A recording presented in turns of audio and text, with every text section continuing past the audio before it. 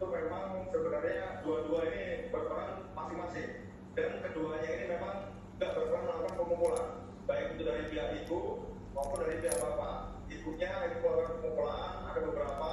yang menyebabkan luka-luka juga di badan, dan bapaknya sendiri ini melakukan